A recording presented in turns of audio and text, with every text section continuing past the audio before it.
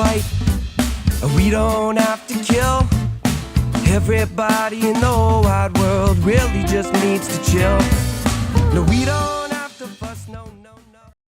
Hello, everyone, and welcome back to another episode of Just Chill with Oliver George. This is episode 108, and I am freaking thrilled because, as you can see, sitting right next to me, I have this show's first ever guest, Kyle Brownrigg, the amazing Kyle Brownrigg, JUNO award-winning Kyle Brownrigg. But there's two other guests sitting on the other side of the table, which you will find out about in just a second, and I'm equally excited that they are here. First time we've ever had three guests, so let's dive into it. But before we do, I want to remind you, if you are watching this on YouTube and you would prefer an audio-only version for whatever reason, you can get that on Spotify, Apple Podcasts, iHeartRadio, and other places like that. If you're listening to me on one of those platforms, though, and you didn't realize there was a visual side to the show, please come over to YouTube, hit the subscribe button. It really helps me out. So if you're just joining in for the first time or you've been a long-time watcher or listener, thank you so much. It really does mean a lot to me. If you want to reach out to me, maybe you've got a cool guest idea or some general feedback about the program, you can hit me up on social media or send me an email at justchillpodcasting@gmail.com. Now, back to the guests, multiple. We'll start off with Mr. Kyle Brownrigg, who just won a JUNO for his album, A Liability. That's Best Comedy Album of the Year. Honestly, congrats. Thank you. So freaking proud to be your friend. And man, it's just so cool to have you back in the studio too. So thank you so much. Well, thank you for having me. And there's many more things we'll get into, but I want to also give some light to the guys sitting across the table here. I'll give Mike a second to put his phone away. Oh, yeah, we're also about to spark up because it's 420. I forgot to mention. We were doing this on actual 420. So Mike Rita, you know him, you love him. He's been on the show before as well. He's Canada's biggest, best stoner comic you'll ever meet. He has a weed strain named after him now, which we're going to dive into that because that's badass. His new album, special actually, it's got a video component, Mike Rita Live in Toronto. You can get that on VHS, another thing we need to talk about. And then, of course, the great Dave Merheje. Wait, why'd you laugh? Yeah, why did you laugh? Why did you laugh? I was trying to hold character the whole time and I couldn't do it. Oh, I thought. Oh, okay. I thought. I can see you're doing like a Jack Nicholson of Yeah. thing. Yeah. I was like, you can do VHS. But I waited. I know. I want to inquire about that as well. I waited. Before we forget, though, your film just went wide theatrical release. Sometimes I think about dying. Yeah. Co-starring leading man opposite Daisy Ridley, so super impressive. I am a man. Yes. Rami, 3 seasons of Rami. If you haven't seen Rami, go check it out because it's one of my favorite shows. I'm a man there too. And another JUNO award winner. Let's not gloss over that fact. I was 2019. Good friend, bad No, girl. I was a boy then. Shout out Grand Wave. Shout out Grand Wave. Okay, enough with the intro. Morgan bringing in the boy. I think honestly, I'm just gonna prompt you guys and let you go because I was a gentleman. Been a gentleman. I've been a lot of. I'm just gonna let it join. Okay, well, let's start with Kyle. We gotta address winning the JUNO first because you're fresh off the heels of that. Fresh off the heels of Never that. had to turn and talk to a guest like this. It's awkward. So last night when I saw you guys, you were also 3/4 of the Just for Laughs Road Show, which I was at Centerpoint watching that last night. It was absolutely hilarious. Did you have good seats? I was like back row in the balcony, but I was waiting for Glenn Humplick to confirm that he could come, and then he did. No, yeah, we were there. Yeah, but it was last minute. We bought the tickets. Dick or whoever the fuck you just said. Glenn Humplick from the Tom Green Show. Yeah, Tom Green. Oh yeah. Hey, you better take that back. Greg Humpdick. No, he'll laugh at that for sure. He writes a show in 2 years, and he sees you. He's like, you're not getting casted. But anyways, the point I was trying to get to is you sort of relived the JUNO experience, and I thought that was a really great story. Just you talking about how you really didn't think you were going to win. Yeah. So it's funny, actually. I was talking to Dave after the show, and I literally was like, should I tell that story about the JUNO? Is it too like, look at me, I won a JUNO? But too inside baseball. Yeah, but afterwards, I actually had a lot of people after the show come up to me and be like, that was my favorite part, was you telling me that story.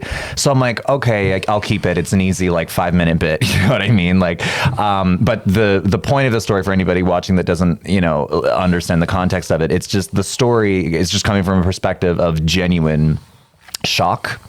Because my category had Mae Martin, who was nominated for a Netflix special, and we all just assumed that they were going to win because they're like a literal celebrity. Yeah. But then they didn't show up, and so we kind of thought like maybe their people called and was like, did they win? No. Okay, well they're not coming, kind of thing.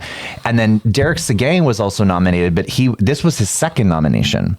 because he was nominated once during the pandemic, the year that Jacob Samuel won, and then Panderic, I think, was that album. That's right. Yeah. And then this was his second nomination, and you know, Derek has had a very successful career in Canada, and so we just kind of assumed, oh well, May is not here. Well, it's going to be Derek. So we just got all dressed up, did the red carpet thing, and just it's like a wedding. They give you table wine. Like, bitch, I had an entire bottle of wine to myself. It was great.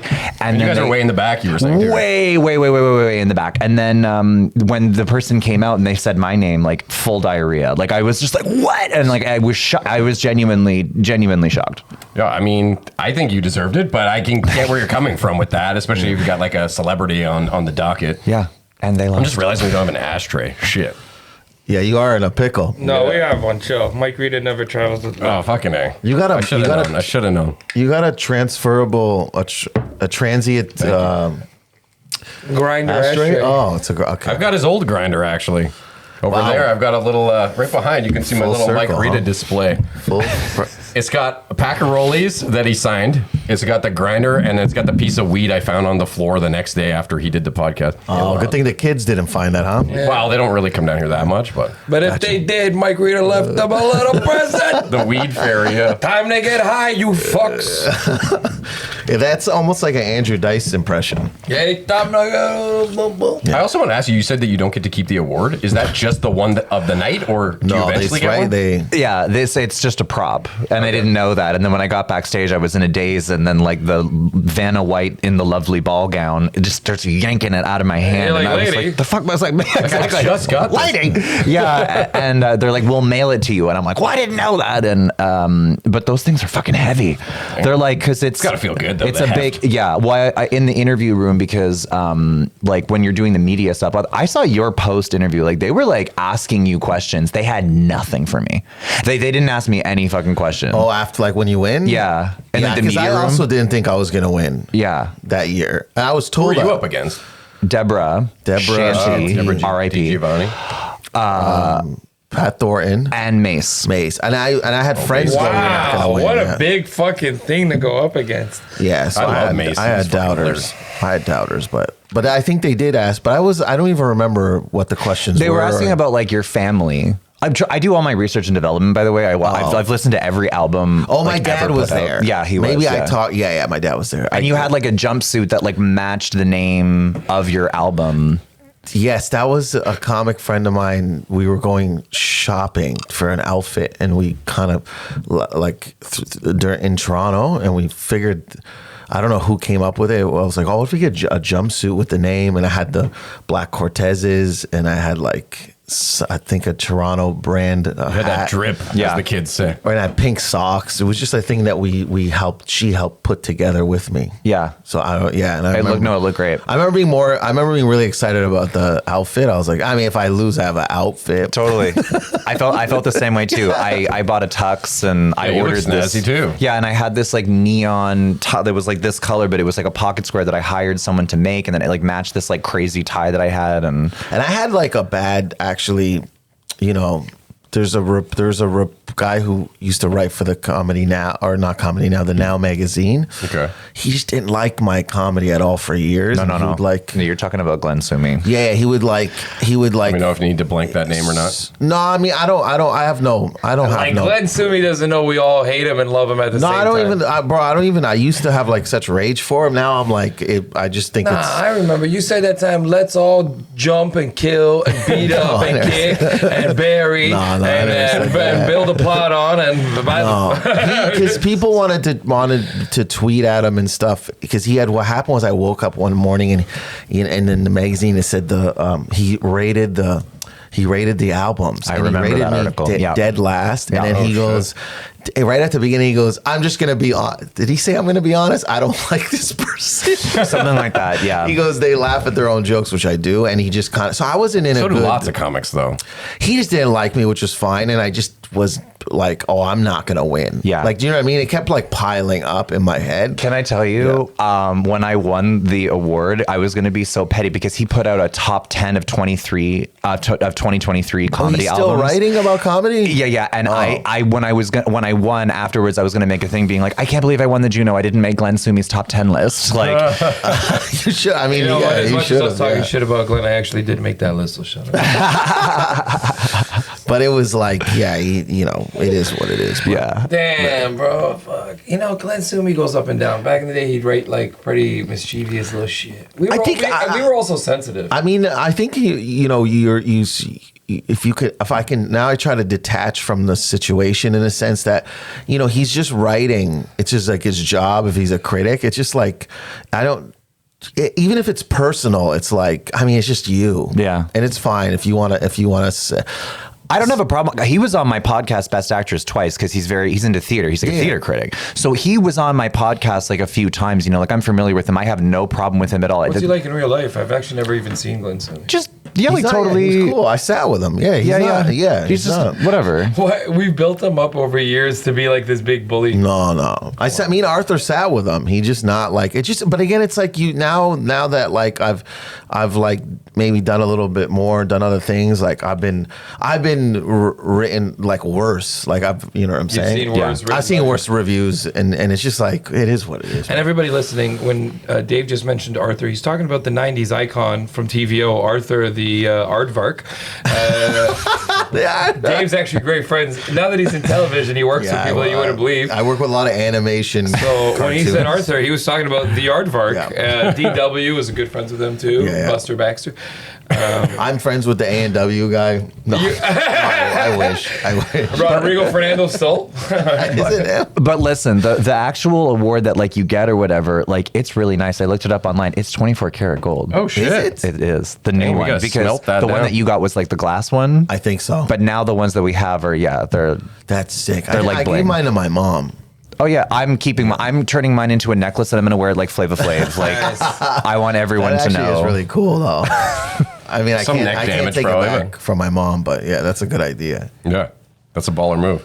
Okay, well, I've got questions for all of you, so I guess I'll try to jump around between this because I don't want to just stick to one person for too long, but I've got some good ones for you. Okay. Let's talk about your weed strain, though, because it is 420, and I feel like that's just got to be for you, like warming your heart that you have a weed strain named after you. Before you jump into it, I had some of it last night. It's fucking incredible. Hey, what's it called? Flies you to the Rita's Rntz. Rita's Rntz by Shiek, right? By Shiek Cannabis. It's. I don't know. I'm not hearing you in my headphones. Are you guys hearing him? Can you guys No, hear me? I'm not hearing him. I can hear him. I because can't he's next hear to you. me. You know, that's funny because I can hear myself. Okay, if you can hear yourself, it's probably fine. All right. If I can hear myself, it's fine. Yeah. I think if you I- see him on the oh, mixer. yeah. Okay, I don't know why I'm not hearing. Anyways, excuse me. So Shiek Cannabis and. Did they approach you, or is this something you reached out to a bunch of growers and? Last year, look, it's full circle because we're here with the Just for Laughs tour. I'm doing Just for Laughs 420 last year in Toronto. Or no, Just for Laughs 420 show during JFL Toronto. You know, these younger entrepreneur type guys approached me before the show. They're like, hey, we're big fans. We're here to watch the show. After the show, maybe you could spend some time talking to us. We'd like to approach you about our brand and what we're looking to do. I said, sure. They bring me a couple flavors of weed after the show. We sit around smoking it. I smoke one that's really nice, kind of citrusy. It's nice. It's what I kind of like. I go, what's this? You know, we talk about it. They're like, we're growing this, but we just need to brand it for the legal market because you can't give it the actual name. And the actual name, for people wondering, it was like a Tangy Kush. So it was like somewhere in the mix of like, you know, as a hybrid Tangy with a big soupy high. It was nice. Regardless, I try the weed. I like it. I say, okay, boys, let's brand it. I agreed to something right there and then, like, which I should have probably negotiated and learned more about. I didn't. Is everybody wondering? You don't make a shit ton of money, but you make enough that you're happy. You're like, okay, sick, whatever. It's my first endeavor into the legal world. I made a couple bucks off using my name. You get happy, but the thing that you're happiest about is when you get to smoke your branded weed with your friends. Like right now, you're like, what are you smoking? I'm like, well, smoking Rita's Rntz. And the weed is good. That was the only thing that I gave a shit about, and I made sure that the company knew. I couldn't put my name on just a mid. Some bunk ass shit. Yeah. I told them it can't even be normal. It has to be at least like baggable. When they open it, people are like, "Whoa, that looks nice," or Cheech "It and smells Chong nice." level, like there has to be some sort of whoa factor. It either looks amazing, smells amazing, and the high has to be there too. Like you smoked it yesterday. We did a bong. Kyle can attest. Yeah, and we did a bong it of it, and we were chill. Like it's like one of those. Like if you throw it in the bong, you're fucked. Like it's such a great clear weed. Most of the weed you're gonna get now in the stores, I'm sorry to tell you, is gonna be old because this was almost a year ago now that we even tried it. So. And I've heard that about the store stuff being older too. By the time you get it now, the stuff that I tried was already grown. Yeah, it's been grown so long ago. I have a medical card, and if you order from them, it always seems a little fresher. You also said this is my first run into the legal. Yeah, because I had the old Rntz. Come on, you said legal run. I go, hey, wait a minute. Above board, anybody who knows me from early on in my career knows that the way that I funded my, look, it's been legal for a long time. We can talk about this. When I was coming up in comedy, Rita. I think incriminating. I was incriminating myself. I'm like, look, man, we was chopping sacks. No one gives a shit about weed anymore. But yeah, I grew up selling a lot of dope, and when I was coming up in comedy, I used to sell a lot of weed, and it was a thing that people knew that they could get from me, and I had a lot of fun selling weed once upon a time. No, I remember. I mean, I don't remember. No, but you would have been a great dealer, though. Not all dealers are created equally. But I don't remember a thing. Oh yeah, I was like Dave. It was. I was a young entrepreneur. I was hungry for comedy, smoking a lot of weed. Everybody was smoking a lot of weed. It was a good time. It's funny to be part of that, like that last push of illegal marijuana. Yeah. It was actual Ziploc bags of weed. Totally different feel when we were teenagers and stuff compared to what the teens now have. Like they don't have. Now it's just like alcohol. It's not like even beer. That. Now you go to a store. Well, I don't smoke weed anymore, but I was like in there with a friend, and when the person goes, "Would you like a bag with that?" I go, "I'm out of here." Tapping with Devin was hilarious. Would you like a bag with that? I go, "What am I, Shoppers? I'm not doing this, dude." Yeah, it feels really surreal. You want a receipt? No, I want that. I want that drug dealing days, bro. Yeah. You want some guy that makes you wait an extra half an hour and looks super shiesty. Oh, I just got to go into my buddy's place for a couple minutes, and you're not sure if he's going to come back. Or your boys make you come. You get out of the car. They don't want to go in. Yeah. I want to live. And then your 2 grams is like a 5-piece that's wrapped in so much tinfoil that you're just like taking layers off until you get to this tiny little nugget. I ripped one person off in my life once. And I remember it, and it was a comedian. And I'll say his name because he doesn't do comedy anymore. It's a guy named Dave Code. Remember Dave Code? Wait. I feel bad. Yeah, you'll know Dave Code. Look him up. I didn't mean to. I was just running low, and he needed a half quarter, which is 3.5 grams. Yeah. And when I put my weed on my scale, it was 2.8. And I said, fuck, I need the money to re-up. I'm just going to sell it to this guy, and I'll make it up to him the next time he buys That's weed. not that bad. It wasn't the worst ripoff. No. But it was definitely under at least a half plus gram. But getting weed back in the day, right? Like there was the seediness that was fun, like a grossness. Like I remember I used to go over to Gatineau and I'd buy weed off this guy and I'd have to go into his apartment to get it. And I remember one time I went in to I was like, "Can I use your bathroom?" He's like, yeah. And I go in and there was like a turd like sticking out of the toilet, just like straight up. And I was like, "I'll hold it." And I remember coming back and I'm just thinking like back to the days where like that was how, like, unless like you have been to someone's house and like seen shit, literally or not, you just haven't been there. Like you just haven't experienced what it was like back in the day. The random person on the couch that looks like they're semi-passed out, and you're like, and then you're like, pulse, like check for the pulse, like Dude, going to the drug dealer's house and having somebody who was there who barely talked to you, and the drug dealer's like not even acknowledging that they're there. Yeah, it was like they don't even. I would always say I'm like, and then sometimes it'd be a random pregnant woman. Oh God. Oh. Yeah. Man, okay. If there was ever kids or something, I'm out. That doesn't change with drugs, no matter which you're selling. When I was around people who sold blow, you'd show up to somebody's house. There was always a guy who was with the guy doing blow who was so antsy for you to make the chop and get the fuck out of there. And it was even crazier. One time I used to hang out with this guy named Primo who was so crack, and we did a run one day. And I sort of got, so we go to his basement, he chops up the rock, and then we go on a run. And I only went on a run with him because he had an electric guitar that I wanted to play. This is crazy. This is how young I am. I'm in high school selling rock with a guy named Primo. Super cool dude. And when we went to this guy's house, and the guy, we walked in, The guy that was sitting on the couch got up as soon as Primo got in, like he was like military, and stood there. And he was so rocked out, and I was like, why is this guy standing? And he was just waiting because he was so antsy. And as soon as we left, he sat down, and you could see him sitting down. Dude, it was cool. Crackheads are fucked because they're just not all there. And it's really, really funny, man. Like, he was attentive. Bro, beyond, he was like, you know, like he was like, the dealer's here. Like, it was really funny because they're whacked, bro. They're just not there. There's there's a rap line where it was like, they're all lost and I'm their Jesus. It's the clips, remember? Bro, that's what it was like. He stood up like Jesus walked in the room. I was like, oh wow, I've never Primo sold was crack, but hilarious. that's crazy. 5'5" black dude who, with all the respect in the world. Yeah, I thought you were just talking about selling weed originally, but Bro, you went hard. It got dark. Bro, when you grew up in Toronto and you grew up in the neighborhoods, it didn't even seem out of place to sell drugs. You thought that that's what you did. We get the drugs in the hoods, we sell it to the people coming in, they bring it out. And that's how it worked, and it didn't seem like anything else. Like, yeah, we're the hood kids. Come to the garage. At what point is this admission incriminating? Like, at what point with the cameras? You have to, look out, Primo. Like, I'm certain, no, He just fucked you over. Rest in peace, Primo's dead. Oh shit, my bad. Rest in peace. No, it doesn't matter. They probably couldn't have found him with a single True name story. either. We don't know Primo's family. We don't know nothing. Primo was a was a standalone. A vagabond. Yeah, he was cool as fuck though. Had an electric guitar and. Okay, but wait, one more thing before we stop this. He had an electric guitar. The guitar comes. The guitar, it was the only reason I liked them.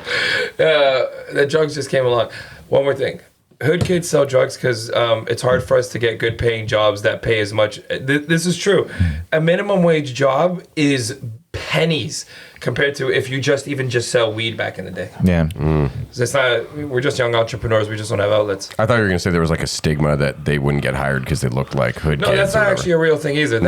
That's their own personal ceilings in their mind. By the time that I learned that I didn't have to live to that ceiling, I exploded in comedy and mentally by 18, 19. I didn't give a fuck. I was like, I can be an entertainer. I don't have to sell weed or construction like that. Yeah. Well, you guys have all exploded in comedy. Like I'm so happy to have you guys all here. And I wanted to ask you about the show last night because you headlined, but all the sets seemed like pretty similar in length. And I was just curious, are you guys like every show you do, you switch who's headlining or is it the whole tour? I think it's a collective, man. I think it's like, it's like it's a team.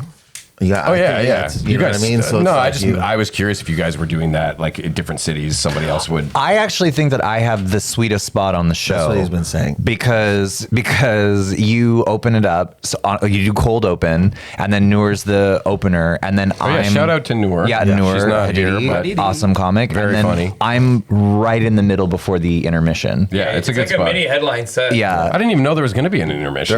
There is like With these theater shows, it was need nice. concessions. Yeah, go hit the they vape wanna in the try to parking make lot, money. like kind of. Yeah, I appreciated that. It's a quick 20-minute intermission. You go hit the vape, you have a cigarette, you grab a drink, you come back, and then they give you the old light flash. Let's get back to the show. Yeah, I remember doing it with Rick Mercer, and Ivan had the spot I had, and I had your spot. Yeah.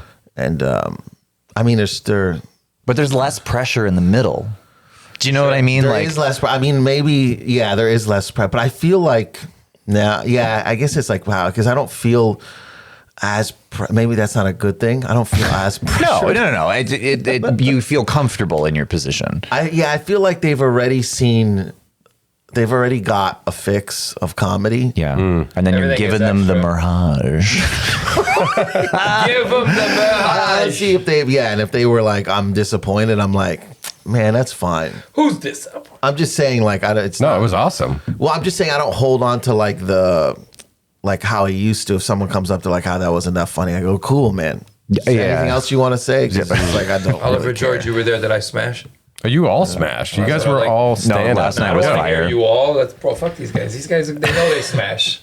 Everybody was fire last night. Well, I know you to be like just an amazing crowd work guy too. Always. I should have done more. Man, this guy didn't talk to the crowd once. What are you talking there was a about? little bit. I'm talking about past times I've seen him perform though. You know what? In the clubs, man, because sometimes I'm feeling lazy. I'll just tap into the crowd work and do 20 off the top, like it's just for fun and just fuck with everybody. Shoot the and shit. Bring it all in. But when you're hosting, that's permitted. I know, I love That's it fine. so much. Yeah, man. that is fine. Oh That is yeah. fine. Nobody gives a shit what the host does. Just make sure they're hot when we come up.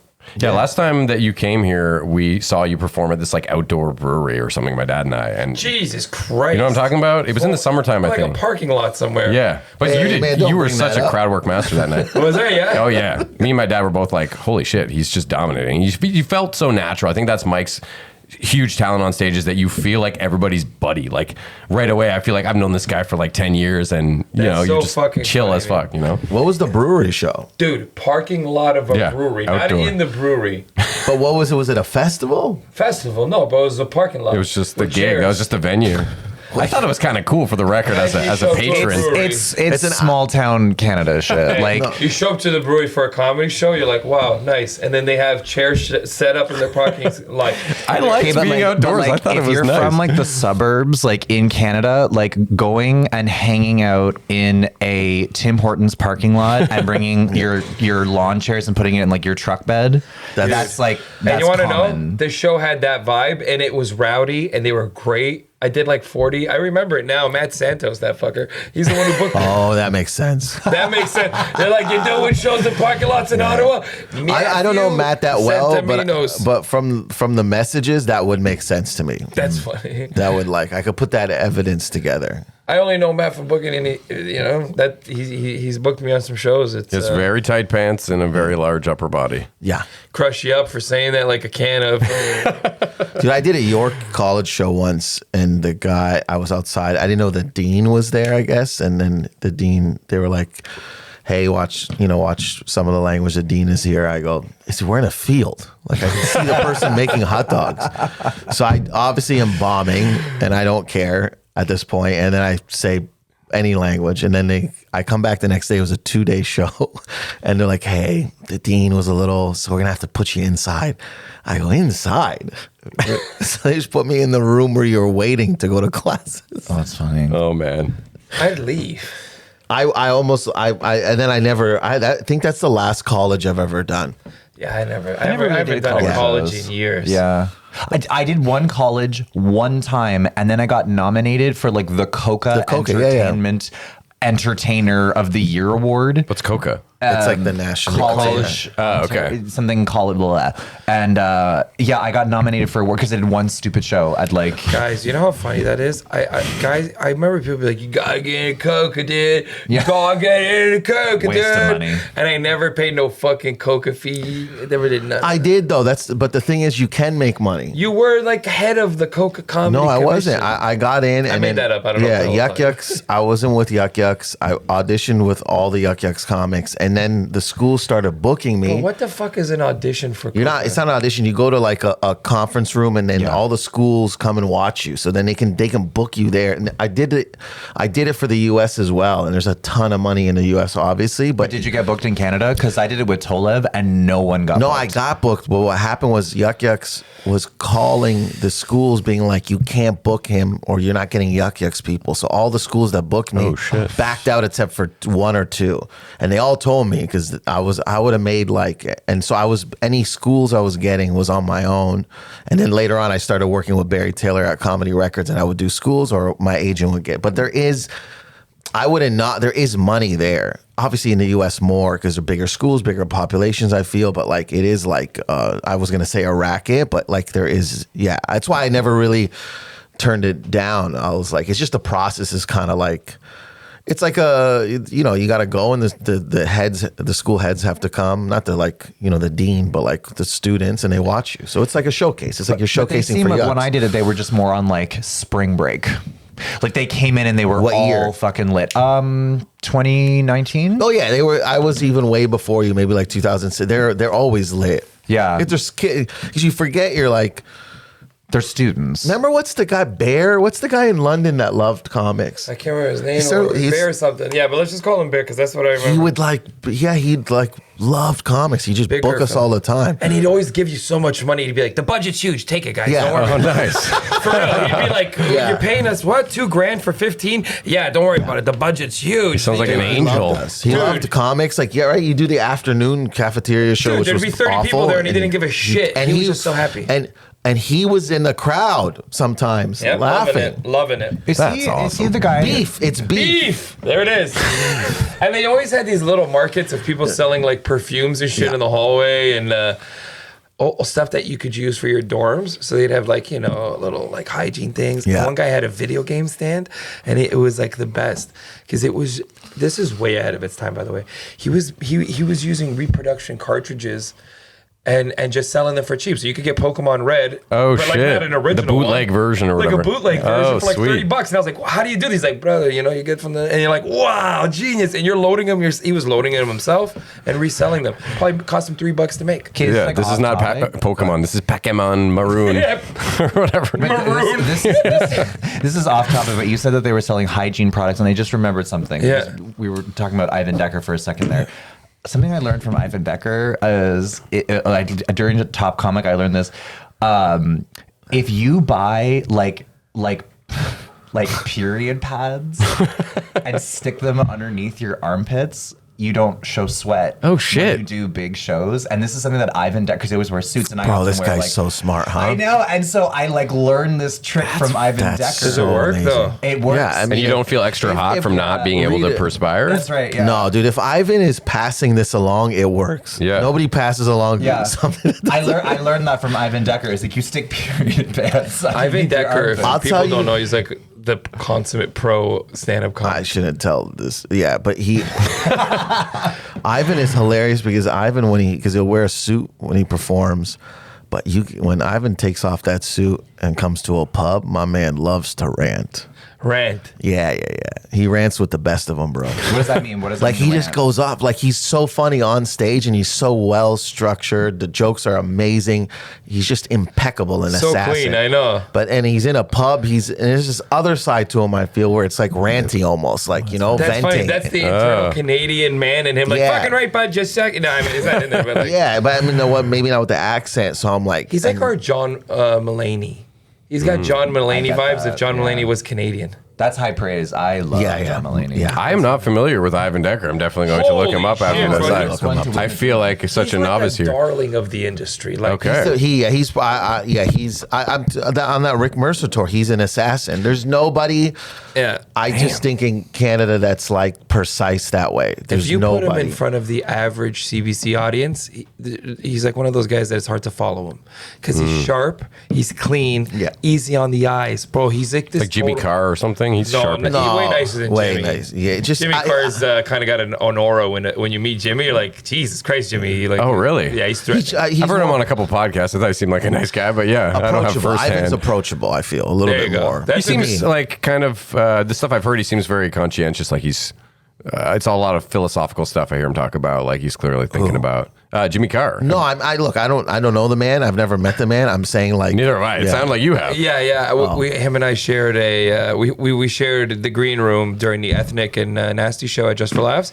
So I got for a whole fucking month, I got to share a green room with him, David Tell, Jeff Ross, Wow. Big J Okerson. Come on. Yeah, so our show would go first and then their show would happen. So halfway through the show, they would start showing up and we'd all just be hanging on the green. It was one of those things when you're a young comic, you're like, how the fuck am I here right now? David Well, Tell. you're probably high as well, so I'm you're always like, high. So David Tell would be talking That's to a me. One trip. day I brought my daughter had just been born. This is the year that she had been born. She was a baby, like a couple weeks old. I brought her backstage and David Tell and Jimmy Carr were like ripping on her. Like, who brings this baby backstage to this environment? This kid's going to have a drinking problem by next week. Oh, I could see David Tell ripping up a Dude, good he 20. tore up the baby. It was such an honor. I was like, Yeah. wow. One day when my kid's older, she'll be like, she won't even Tell know, her like, that story. David Tell ripped you up Yeah. as a Yeah. baby. It was one of those weeks of 3 weeks of my life, ethnic show, nasty show, crossover. Bro, just the dream. You get to work with these legends every day. And Jimmy Carr at first was scary because he's so sharp. yeah, He's I could sharp see like that. a knife, I could see him bro. being intimidating. Like grabbing a knife from the blade. Yeah. You know? But again, super nice guys. All of them are super nice, bro. No matter who you think is a nasty comic on paper, Yeah. when you meet them, you're like, oh, it's just an act. You're the nicest fucking dude. It's Yeah. just your brain. When I think of Jimmy Carr, though, I always think about how K-Trev beat him in the roast battle. Oh, yeah. Oh, what year was that? 2019. That was a crazy. You were in. Was that when he had the clipboard back in the No, day? I He was used to there. bring You a were at Just clipboard, I for Laughs remember. that year. That was Yeah. something about Jimmy Carr Hey. that I thought was unique, was that he always Hey. had the clipboard. I was at that show. I think I was at that at show. We were all yeah. at that roast battle. We all went to Just for Laughs that year. That's the year that we have the picture outside on that nice warm morning. We're all kind of like hungover. I was there? You're there. It's you, Okay. me, Paul, and Natish. Those guys snuck in Oh, that yeah, year. yeah, yeah, You remember yeah, Keith yeah. Page was there? Yeah. Listen, we all went that year, and we all got our comedy pass. That morning, we realized K-Trev's in the finals, we all book our like, because you could get free seats to the shows if you're on the thing. So none of us are booked that night. We all go. We're in the balcony. Guys, I don't know if you guys remember the first year of roast battles. K-Trev versus Jimmy Carr was held in like a real arena. Yeah, I've seen that one. It looked like it was real metal, like we were in a cage. At Club Soda, right? That club, bro. Oh my fucking Lord, bro. Yeah, it looked like UFC stuff. It looked like UFC, but it was comedy. And Jeff Ross, Seth Rogen, and Seth Rogen, and somebody else was one of the other judges. Not Jimmy Fallon, bro. The other guy, Jimmy Kimmel. It was crazy. Shit. Wow. Dude, That's those a were crazy the lineup. judges for the finals. Yeah. And it was bonkers. People were going nuts. It was like a real fight. And when Trevor, and then when at the end, when I can't remember the host, it was a black dude, funny black dude comes out, he goes, and your winner is Trevor. Dude. It was like he really won something. The like, roof blew off. Dude, we all went crazy. We were hugging. Well, what was like? No, go ahead. No, go ahead. Well, I was gonna say when I do because So Canadian. So Canadian. But I've done Roast Battle Canada 3 seasons now, and if I'm being honest with you, this is like some tea. The only opinion that I care about feedback is just K-Trev. Well, he's the one who that really, panel. he's an actual champion of roasting. Yeah. So, do you remember some of the disses he had on Carr or no? Is I'm going to tell you something. I don't remember. I'll tell you what, bro. We all knew K-Trev was going to be coming in hot because we knew who the team he was working with was. Oh, yeah, I know too. We all know. Well, I know one of the person. Bro, we know who it is. We don't have to. It's a ghostwriter. Let's keep it a ghostwriter. But we know who it is. It's TM. It's the boy. It's the fucking. Yeah. And I think even our boy from Third Class Thursdays was working with him a little bit. I knew that he was working with a nice team to try to go into the finals against Jimmy with like solid material. Yeah, that team is good. Yeah. So I actually wanted to ask you guys about Roast Battle Canada because I did have that on here. It was nominated for a Canadian Screen Award, Straight right? the fuck up. Russell Peters is one of the co-creators, I believe, right? Russell Peters is a co-creator, Okay. and I mean anything they put his name on everything because. Well, he's one of the judges often. yeah. Okay, so I just as an outsider, I've been to roast things locally and stuff, but do you guys know what the other person's going to say or just You can choose. okay, I don't- interesting. I haven't done them. Because I know you prepare. Obviously, it's not off the cuff, but So I did 3 seasons. I've only lost once, but the one time that I lost, I hated my jokes and I also hated my partner's jokes. But that was the one where K-Trev was like, "I pick you as the winner," and I was like, "That's a win." yeah, that still for counts. me. Fucking A. But you can. I don't like to share my jokes with my partner because when I did it, the first season or the second season was my first time doing it, and I shared my jokes with them. Your reaction is very like theater kid, like you're, like it's you're. But when you hear it fresh on stage, It's just organic. It's organic. Yeah. It's natural, and then you can kind of come up with like a funny in the moment joke. And Yeah. it's less rehearsed. Yeah, you're not going to be too inside your own head trying to have that. But it's your choice. Yeah. Honestly, Okay, I interesting. was part of the first season and nobody knew what the fuck to do. That was the season where there was only like 20 people in the crowd. No one was laughing. No one was like, it was rough because we were just coming out of COVID. It was weird. We had just come out of COVID. The audiences were tiny. There was nobody in the tops. But it was popular in the States. Like there was Comedy Central was doing a bunch of these Yeah, roasts at it the was time. popular. And we did the first season. And God bless him. I was on the first episode, the one that got nominated for a Screen Award. It was great. I'm going to tell you straight the fuck up. The experience was great. But by the time they got to the second, third season, everybody got to learn what you needed to do. Nobody knew. The first couple of battles were so raw because we didn't just know what the fuck to do. There were ones that were so bad that they didn't even make the cut, because we genuinely, we had no idea what it was going to look like, sound like, what to do on stage. We were all very nice to each other. Like my partner was Jared Campbell and him and I were like, bro, how deep are we going to go here? Yeah. Because we're actually assholes, but we like each other. I'm not going to be an asshole to you. And he's like, nah, keep it on the surface. Let's just cut and have fun. And I made jokes about his like Jewish girlfriend being instead of a, I called her a Jew-ho, or said, oh yeah, he was nominated for a JUNO and said he went home with a Jew-ho. Thank you very much. Like, it was shit like that. We were just silly business. Dude, we didn't know how deep we could cut because our agents at the time too had said they want you to write your stuff and send it in, and they'll tell you if it's okay or not. Pre-submit. And nobody wanted to be that guy who wrote all these jokes just to get cut. So we all played it safe. But I think where the problem, you're right, everyone was too Canadian about it. And I think the problem was that when it came to casting, they need to select people that are very similar. So when Olivia Stadler and I did our roast together, I personally think that was one of the best roasts in the series because we're both basic white girls from the suburbs. Very funny. And I had a joke that was my favorite joke that I wrote of all the seasons that I've done. I said, Olivia, you're such a basic white girl. If you were a White Claw flavor, you would be black. People are having a loud barbecue, so I called the police cherry. Very funny. Wow. We posted it online, and it went like viral and stuff like that. And it's like, when you have somebody that is that same similar kind of comic as you, you're going to have a fire roast, because you're not afraid to say, you have the same sensibilities. You're not afraid to say something because you know they're not going to be offended. But I just find that specifically the first season, they were a little too safe and Canadian about it. Dude, we were so safe. I remember us being like, wow, how far can we go? How deep can these jokes cut? We didn't know. Where was it being broadcast originally? Crave TV and CTV. So it was like on like live like TV? It was on television. So they got that's a different ball game for. I think if they had just done streaming, we could have just fucking been like, exactly. You fat bitch, look at you. You look like you smell. Or something. I don't fucking That's know. what you want in a roast. Not necessarily, it doesn't have to be nasty, all swearing, but you know. should have that in your arsenal if you need to use that. Be able to roast. There has to be something where the audience in goes, ooh. It should be nothing's off limits, essentially. The best roasts are like sometimes so dark. You know what's funny is like us comics don't actually take these things personally because we understand it's just the attack on the act or like this isn't a thing. It's like a code of honor or I whatever. attack you, you attack me. Nothing personal. We make a TV show, we keep it rolling, life goes on. But people who watch would be like, bro, did that shit hurt? Guys making fun of you on TV. You're like, nah, it's the show. You don't have to worry about it. I get that though, because I've seen some, I can't remember which ones, but some sort of roast where they're like talking about someone's like, oh, so-and-so's brother died when he was a kid. And like they'll go real fucking Honestly, raw. I learned that you can just make shit up and the audience doesn't know. Oh, okay. So maybe it was Next comic, fabricated. you guys don't know this. She was a kid. She survived a car accident, but the guy who hit her didn't. And, you're like, damn, it's not real. She didn't survive it. He just fucking makes some shit up. The audience also doesn't know that, like, generally speaking, if they did say something about, like, your brother died or whatever, like, the other comic gave them permission. I assumed as such, like, I did take that, but it still doesn't mean that I still go, yeah, they agreed to it, but that's because they're a comedian and they're self-abusive and fucked up, and it doesn't make it less...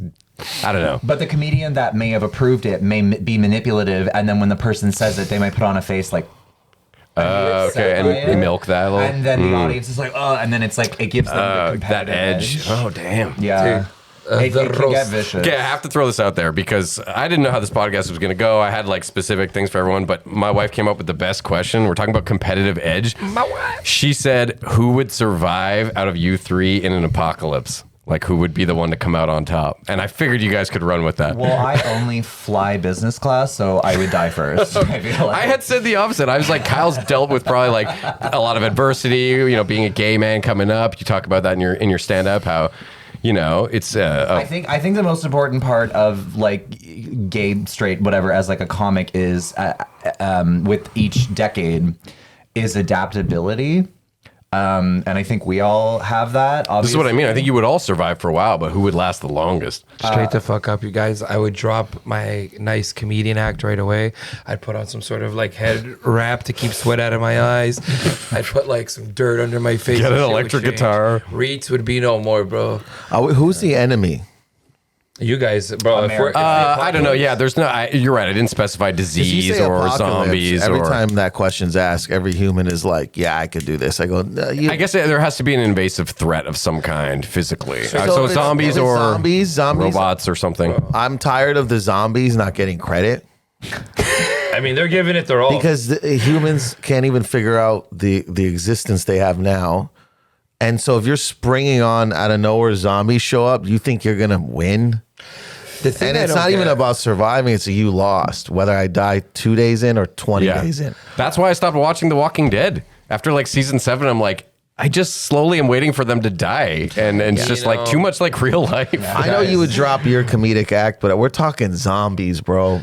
No, I don't understand why the economy stops and zombies show up. Let's keep these gas stations going. Give them the easy labor jobs. Let's go, boys. Just feed them some beef or something. That's what I'm saying, boys. It's a normal Tuesday for some of these like gas brain stations. jerky. We can't make brain. We can make Beyond. Oh Meat, but we shit! can't Yeah, make something brain to satiate them, so we can kind of just make them part of the working force. Like, how much is it? $7. You're like, all right. Just kind of, they can't operate a tap. They can't fucking put a tap in their hand and get. This is kind of like Shaun of the Dead. They sort of played on that a bit. right. Like at the end, he was still playing video games. His buddy was chained up, but he was. Yeah. Conservative in me shows up when dead ass brained things show up. I'm like, get these things working, baby. Get Yeah. these things in the mills. Get the economy going. Bad. Okay, well, that was an interesting answer.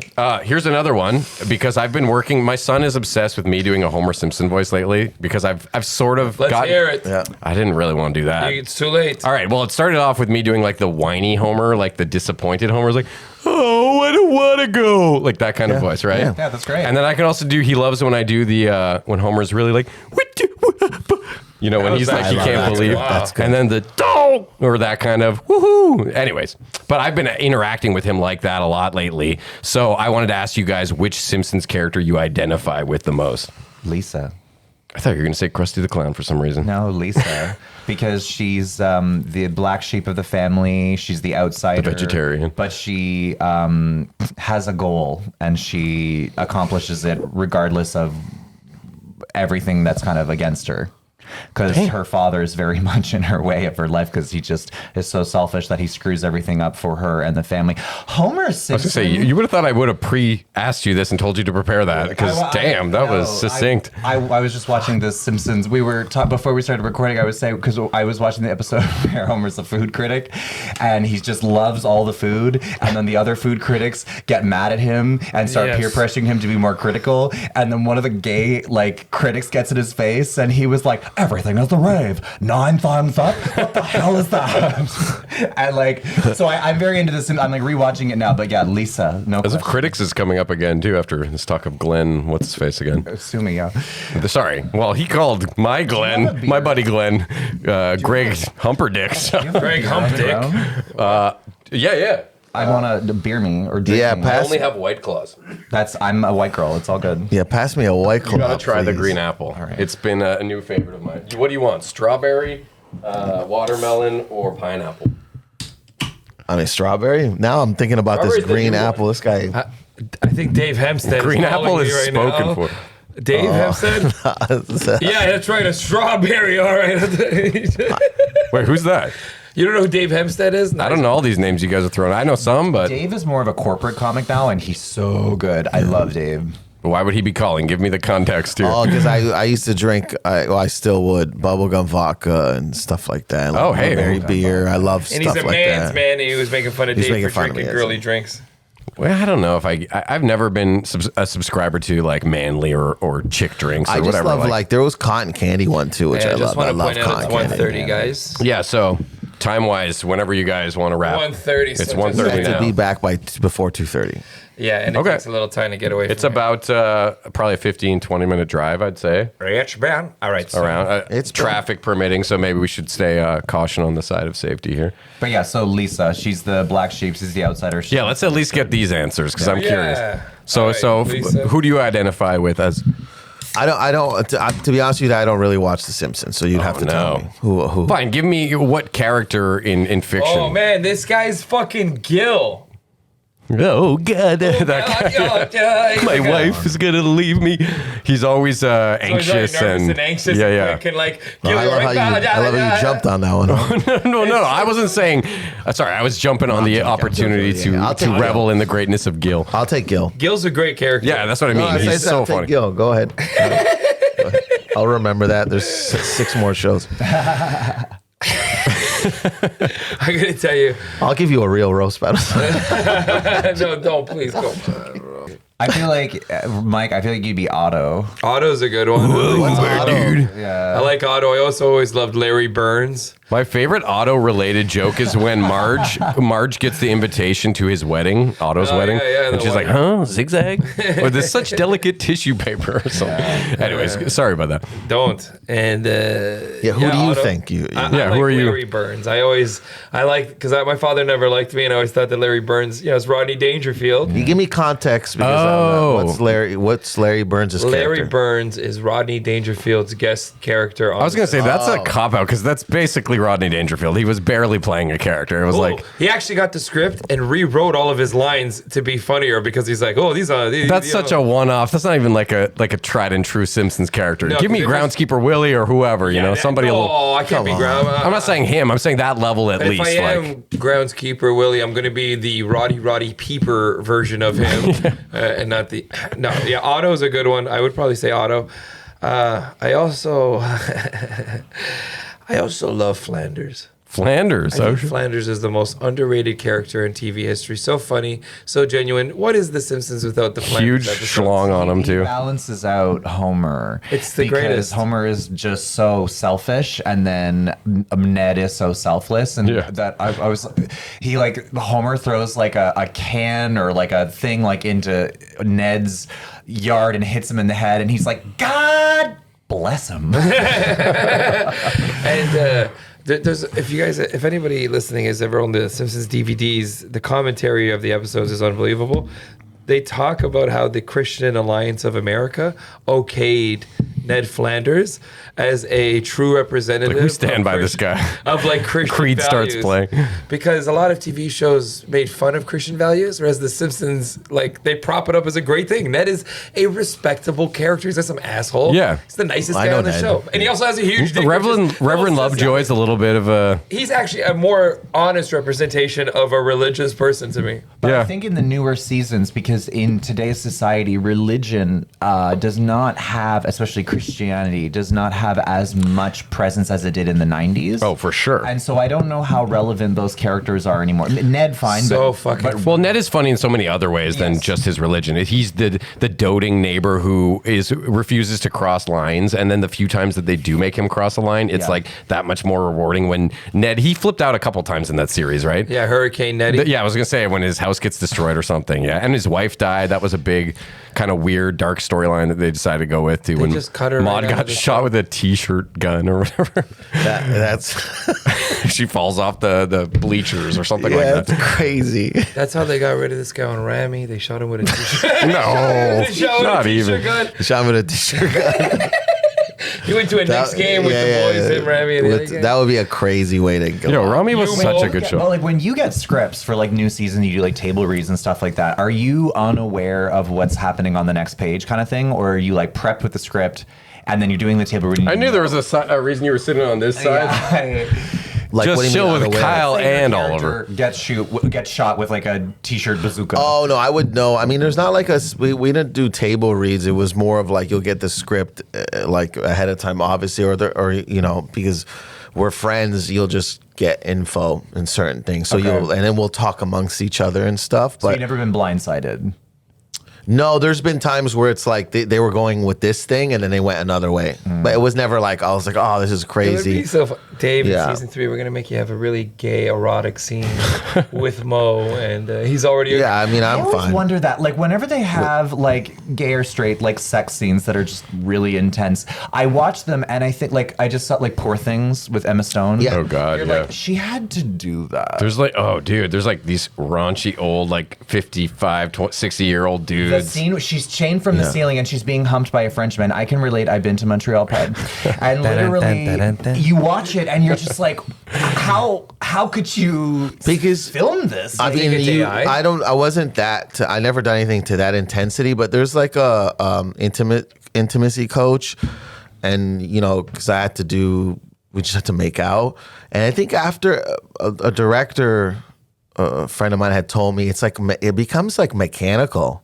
So like the.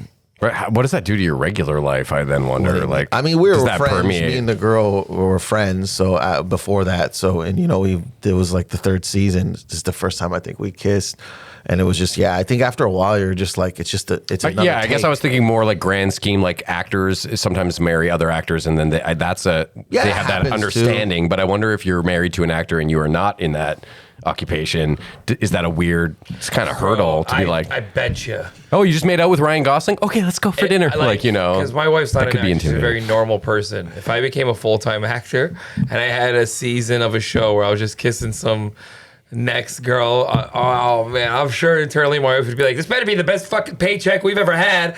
We better be buying Ferraris and homes." Well, one time, like when Britney Spears was doing her Academy Awards snub performance in the movie Crossroads, she was doing her media tour, and one of the people was like, "Oh, you were making out with like your male co-star in Crossroads." At the time, she was dating Justin Timberlake. How does Justin Timberlake feel about that? And she's like, "It's not real. It's make believe, and you should know that."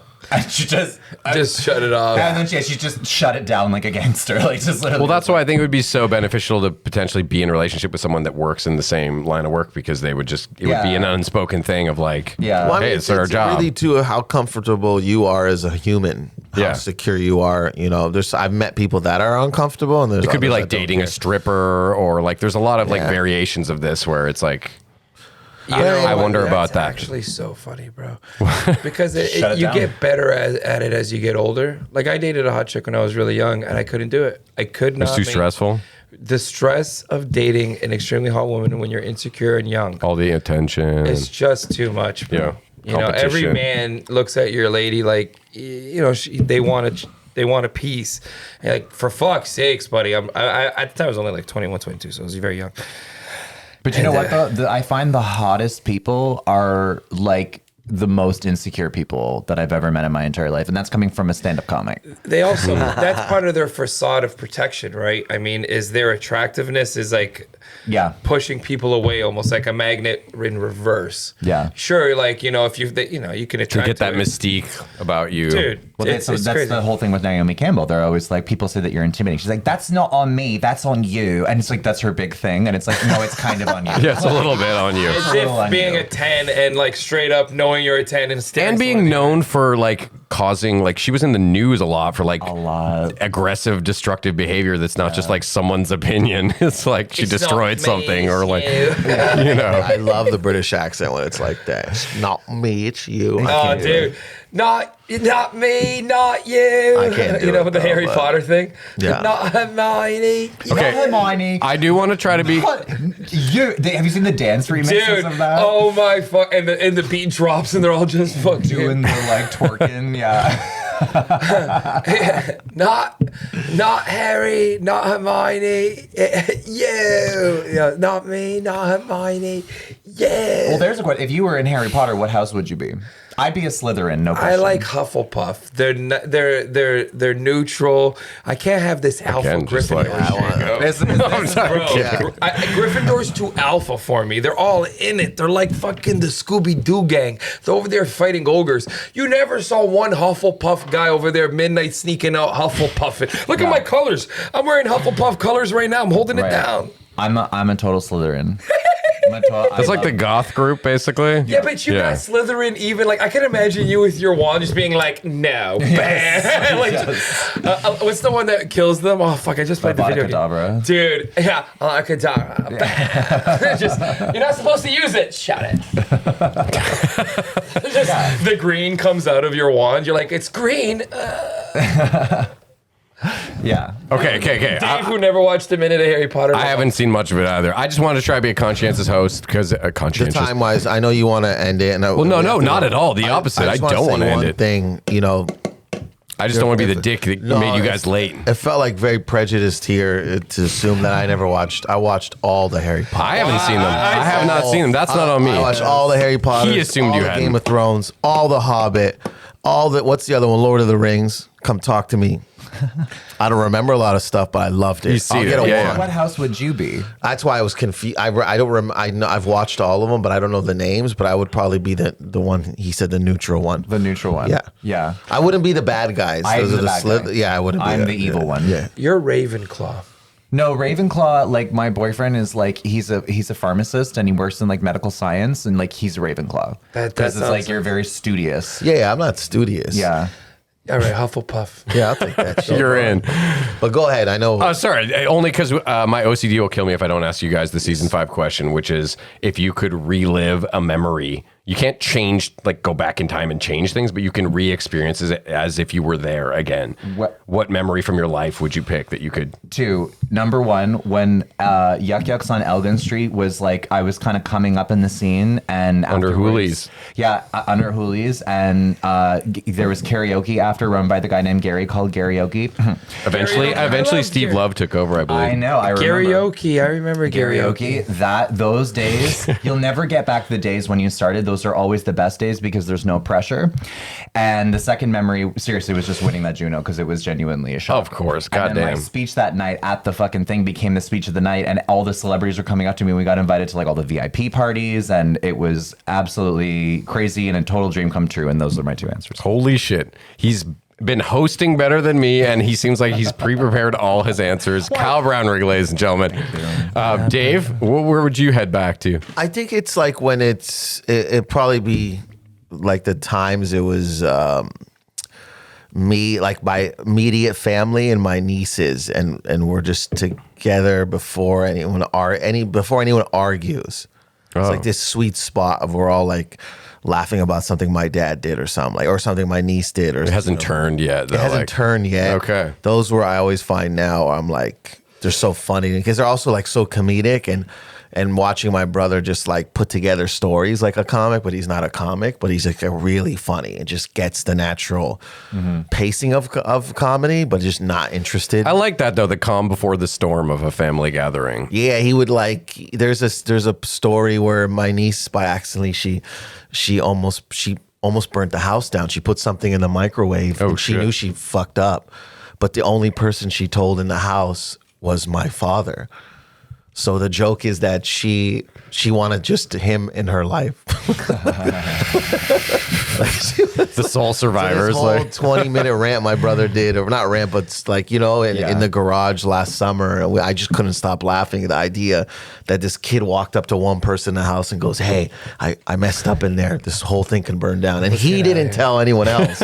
She said, "Don't tell anybody." No, he did. Just together, they just didn't tell anyone else, which is even, Just had an so- alliance. You just take the shit.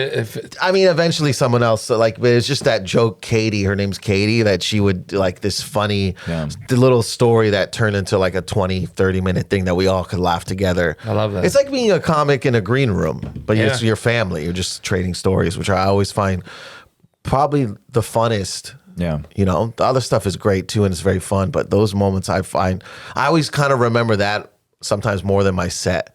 Like the pre-drink is better than like going out.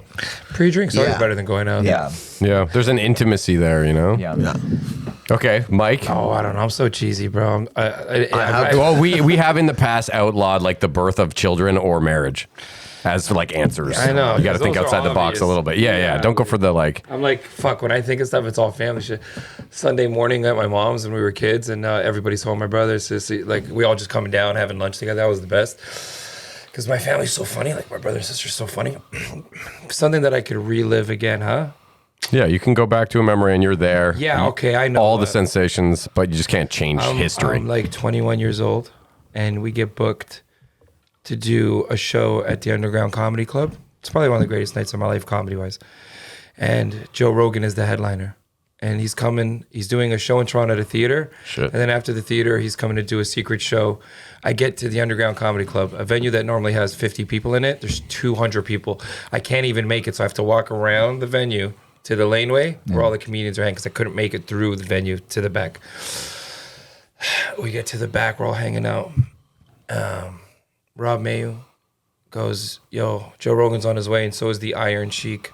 No I way. go, "The Iron Sheik?" He goes, "Yeah, it's gonna be crazy." Joe Rogan is shows he up. Is he like a wrestler? Yeah, wrestling like Dude, he just died like a year ago or something. Yeah, I think. and he was Hulk Hogan's main nemesis He was during like he the would put Cold Hogan War. over. But, But and he he's was your on The dude, Simpsons, like, wasn't he? like- He was on Kenny and Spenny once. Was he Wasn't he really? the Yeah. one that made that sound? No, I don't think he made it sound like that, man. No. That's in The Simpsons, though. That's the Screaming Sheik when Bret Hart Yeah. buys the house. The Screaming Sheik lives down the street. That's kind of like, but that's like that's more racist. This guy was. The Iron Sheik was a hero to so many He's people. like a Iranian like professional dude. wrestler back in the And day. like super strong, super respected in wrestling. Why do all and comics love wrestling? Crazy mustache too, right? Crazy I mustache. grew up on wrestling because Even when I met yeah, him, I grew super up- strong guy. So But this night why of do my all life, comics love wrestling? I don't know. It's like the performance art of our childhood. You know, I It's a never got into it manifestation as of a kid, fantasy. but now as I got older, I'm like, oh, it's what I just took comic books instead, but it's the same the shit. same like idea. it's But wait. it's soap opera. It's like This night I is don't know. crazy, guys. Joe Rogan shows up. We're all smoking weed with Joe Rogan backstage. Iron Sheik shows up for real. All right, and bless Iron Sheik, he's long past. Everybody knows he had problems with drugs and alcohol. Guys, me and Joe Rogan are smoking a joint, having a laugh backstage. No way. And Iron Sheik is right here with his management team, and somebody hands him a little pipe. And Joe Rogan and I look at each other like, are we about to watch? And we look, and Iron Sheik hits a quick blast of crack. Gives his pipe back to his managers. Holy shit. And just hangs backstage with us. Joe Rogan goes on, is doing his set. He brings out the Iron Sheik, or I think the Iron Sheik goes on right before Joe Rogan, because we're all watching backstage, if I remember. So Joe Rogan's going to go on. I think it was Rob May who brings on the Iron Sheik as a special guest. Guys, we have a special guest back here. And now he has a plant in the audience. It's one of his managers, the Majin guys. Remember those guys? Yeah. He has a plant, but the audience doesn't know there's a plant in the audience. They just think he's an audience member. Yeah. Bro, the host brings out, ladies and gentlemen, the Iron Sheik. He was a surprise guest. So I seen tears in the eyes of some of these men. This is Joe Rogan's like core fan base. Yeah. These guys are only at the show because they got a secret email about like this underground show. These guys see the Iron Sheik, they have tears in their eyes. They're so excited. Phones coming out wasn't even the big thing yet. These guys were legit This is like legend in the flesh. dude. Yeah. He comes out and he grabs the microphone from the host and kicks, like he's in full character at this point. And now the whole crack thing makes sense. He's 90 years old. He did a suit. He's like, I'm back. This is WrestleMania. Bro, he comes out, grabs the mic. He's yelling. He's at the reliving a crowd. memory. He's yelling. He's going, fuck you, Hulk Hogan. You're shit. Yeah, you're he's Hulk garbage. Hogan. You're garbage. And the whole audience is like, yeah. They're going bonkers. And then one of the Majin brothers gets up in the front and goes, fuck you, Iron Sheik. Hogan rules. And Iron Sheik goes, what? Shut up. And hits him with his cane. Bro, whacks him. The whole place goes bonkers. He puts his foot on Yeah, the because they guy. weren't expecting to come to a wrestling show. Dude, he puts it's like it's pandemonium, bro. Yeah. Really, for real. I never seen it. He puts his foot on the kid. Oh, not the, he's a grown man, but he puts the foot on the dude. The younger gentleman. And he goes, go! And everybody just goes, what? Duh. And I was standing next to Joe Rogan. Wow. Dude. And all of us even backstage are going, That's insane. dude, and we all go, yeah. Like he won something. It was incredible. He says, thank you to everybody. The host goes nuts. And he goes, all right. Because he was always the heel, right? He would Dude. always be like the villain. Yeah. And Joe Rogan comes out to that. He goes, I'll never have an intro like that again. That was insane. Everybody, the Wow. Iron Sheik. Bro, we all watched it in a comedy club that fits like 50 people that had 200 in it. Crazy. Bro. Dude, that was an insane story. If I could relive anything in my life, it's that night right there. What was the For the record, all those answers were great. Joey's, Puff Mamas. Oh yeah. I'll be back honest with room. you, you lost me at Joe Rogan, but I'm happy for you. I was gonna say, I feel I didn't do a comedy one though. I usually only listen to his like academic podcast these days. If he has like a history guy on or something, I'll still check him out. But I've drifted away from the Rogan. That is the funniest thing. Crowd. You're like, I'm sorry. He's just been patiently waiting. I have. But you know what? I'm not even a wrestling guy, and that was still palpable. Like I still Oh, felt. guys, Iron Sheik, Zuda crack, but he always had drug issues. It's well documented. So I'm not. I'm just no imagining the tales out crowd of, reaction to coming to a comedy show and then having it turn into a wrestling I show. don't I think even- that's bananas. The Majin brothers, I think they were the promoters having a for the Joe plant. Rogan show that night. But they okay. also manage Iron Sheik, so it was all in one crazy thing. Yeah, I remember I saw Bret Hart and I was like, I can't. And I Come got on, a bro, picture right? and I was like, I still have the picture. They've had some of those Comedy guys bar. come through Yuck Yucks too. They get Jake the Snake here and Mick Foley. Mick Foley, Ryan yeah. Denny was a very funny comic. Was touring with Mike. Mick Foley, he was his, why I like, say handler.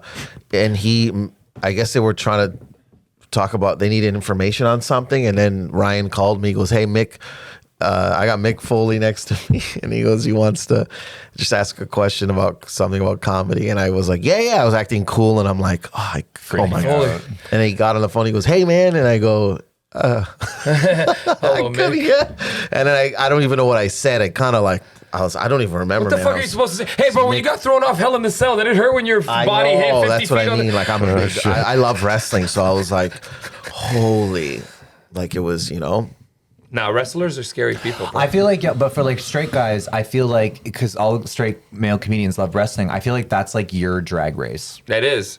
Yeah. That's an apt comparison, I think. That's our opening into the world of a little bit of gay that is super straight. Yeah. No, that's yours. Yeah, they have tassels. They have tassels.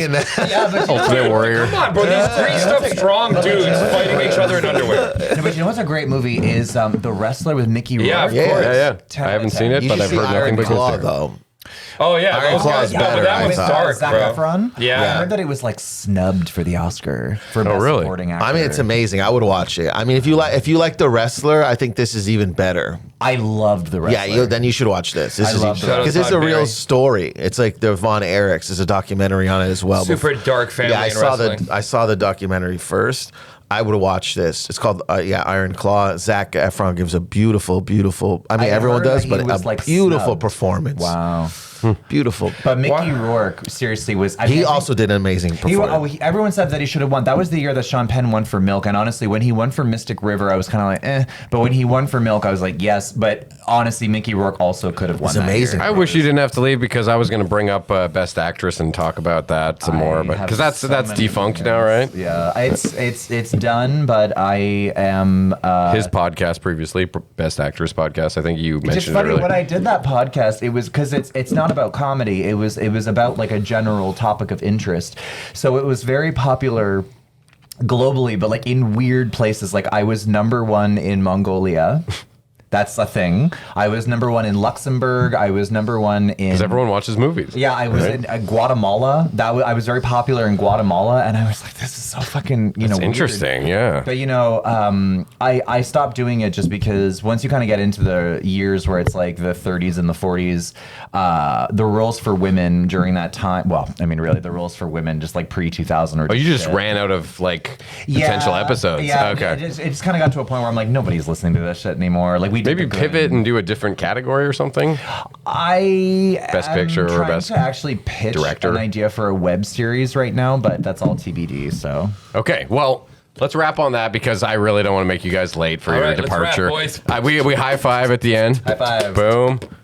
Boom. Thank you for having.